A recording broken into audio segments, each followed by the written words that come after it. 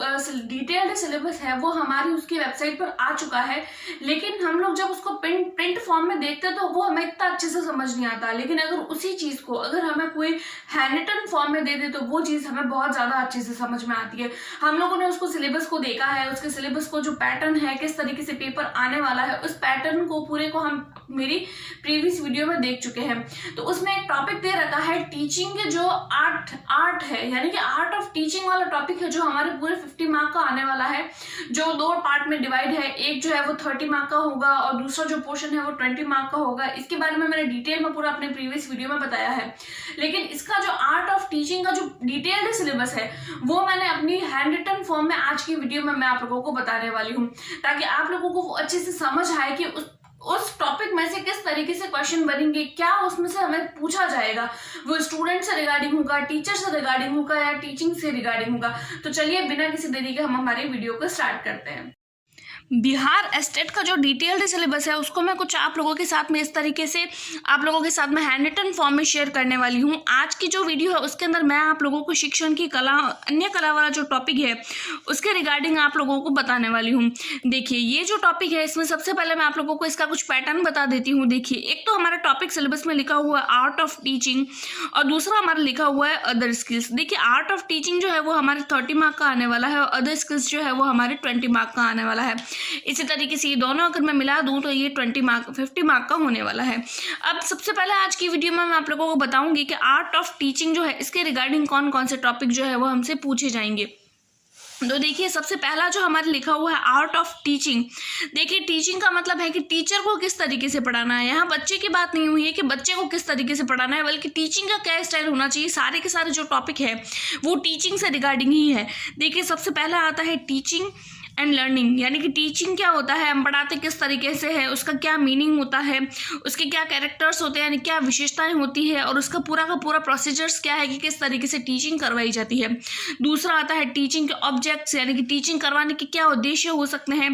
Bloom की taxonomy जो है वो हम सीटेट में भी बहुत ही आसानी से पढ़ चुके हैं, हम लोगों को पता है कि ब्लूम टैक्सोनॉमी में क्या पूछा जाता है। दूसरा अगर हम देखें अगला अपना टॉपिक तो वो आने वाला है टीचिंग के मेथड्स, की टीचिंग जो है वो किस तरीके से करवाई जाती है, उसके क्या क्या मेथड है, उसका टाइप क्या है, उसके कैरेक्टरिस्टिक्स, उसके मेरिट, उसके डीमेरिट्स, इसके बारे में पूरा का पूरा जो जितना भी है इसके रिगार्डिंग जो भी चीज़ वो हमें सब कुछ पढ़ना है। उसके अलावा हम देखें जो हम टीचिंग, हमारा जो टीचिंग ट्रेनिंग होता है उसके अंदर हम लेसन प्लान बनाते हैं, तो हमें लेसन प्लान के बारे में डिटेल में पढ़ना है। उसके बाद में हम देखें तो देखिए ये लेसन प्लान है, आगे का जो माइक्रो टीचिंग है, जैसे इस तरीके के जो टॉपिक होते हैं वो टीचिंग से रिगार्डिंग है।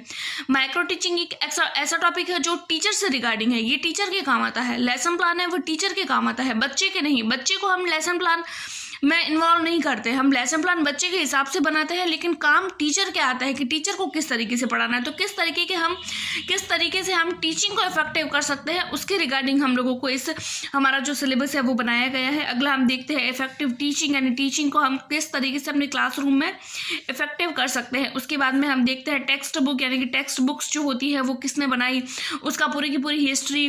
उसके बाद में लाइब्रेरी के बारे में सबसे पहले किसने बताया, या फिर इसके रिगार्डिंग जो कुछ भी है उसके बारे में हमें डिटेल में पढ़ना है।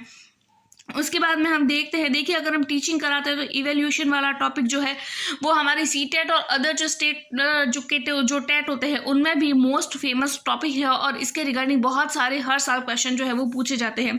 उसके बाद में हम देखिए अगर करिकुलम वाला टॉपिक जो है, देखिए अगर स्टूडेंट है, टीचर है, तो उसमें करिकुलम यानी कि पाठ्यचर्या जो है, पाठ्यक्रम जो है वो तो आएगा ही कि क्लासरूम में बच्चे की जो पूरा का पूरा जो माहौल है वो किस तरीके से होना चाहिए, उसके पाठ्यचर्या किस तरीके से होनी चाहिए।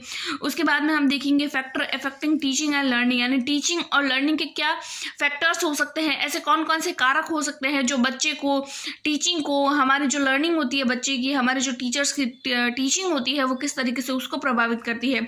उसके बाद में हम देखेंगे टीचिंग एड्स के बारे में और उसके बाद में देखेंगे हम हैंड्स ऑफ लर्निंग, यानी टीचिंग एड्स, कौन कौन से टीचिंग एड का जो है वो टीचर यूज़ करता है। हैंड ऑन लर्निंग, यानी कि लर्निंग जो है उसके क्या क्या जो है वो पहलू हो सकते हैं। तो इस तरीके से हमारा जो ये पूरा का पूरा सिलेबस जो है वो आर्ट ऑफ टीचिंग का है। ये जो पूरा का पूरा सिलेबस है वो आर्ट ऑफ टीचिंग का है। नेक्स्ट वीडियो में मैं आप लोगों के साथ में अदर स्किल्स का जो भी डिटेल्ड सिलेबस है, हैंड रिटन सिलेबस है, उसको जो है वो आप लोगों के साथ में लेके आऊँगी। इसके अलावा अगर आप लोगों को ये इसके रिगार्डिंग कुछ भी ऐसी कोई भी क्वेरी है किसी भी क्लास के रिगार्डिंग या किसी भी टॉपिक से रिगार्डिंग, तो आप मुझे कॉमेंट करके ज़रूर बताएं। आई होप सो आपको मेरी ये वीडियो पसंद आई होगी। अगर आप लोगों को लगता है कि हाँ ये वीडियो ठीक है, और अगर आप लोगों ने मेरी प्रीवियस वीडियो देखी होगी जिसमें मैंने आप लोगों को सीटेट के लिए कुछ प्रिपरेशन करवाई थी, तो सीटेट की प्रिपरेशन के बेस पर आप लोगों को लगभग आइडिया लग ही गया होगा कि मेरी जो टीचिंग का स्टाइल है वो किस तरीके का है। अगर आप लोगों को लगता है कि मैं एस्टेट के लिए भी इसी तरीके के मेरे हैंड रिटन नोट्स के साथ में आप लोगों के साथ में प्रिपरेशन स्टार्ट करूँ, तो आप मुझे कमेंट करके जरूर बताइए कि हमें क्लास को स्टार्ट करना चाहिए या फिर नहीं। Thank you.